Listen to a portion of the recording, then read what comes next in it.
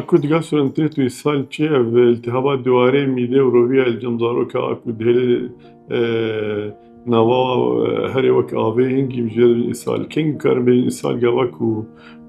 دروجة زيدي سجارابي ونرمان بناي ناجي نرم بوك آوي بجانا كفو خوينجي تكوينا بده أو جي وك إسهالتي ودمجمير جبر جرينجي سدمي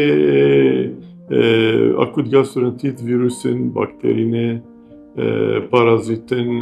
vakit bir lamblia, aşırı, cem bakteri aşırı koli, yani rotavirüs, adenovirüs, norovirüs,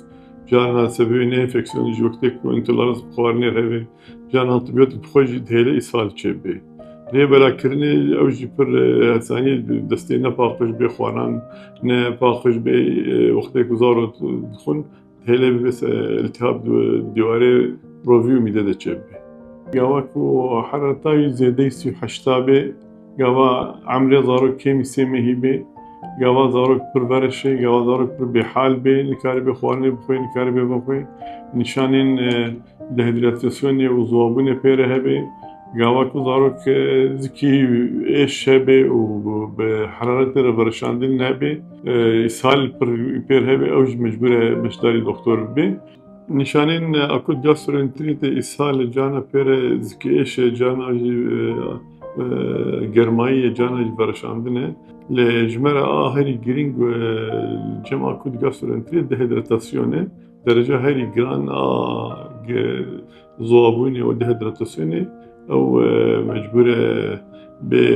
لکولین سرکرین و نرساندن دور چیچه دوی میز زارک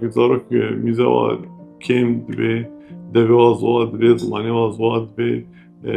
چرمیز که وانا ترگره و کم و پر کم دوی جانا ولو چاوی و میلا ولا الخوی و کشوک بارچه دوی افهمه نشانی خرابن و مجبوره زارک به رازاندن نخوشخانه ده و به نرخاندن و شوپاندن تداوی اکوت gastroenterit دویم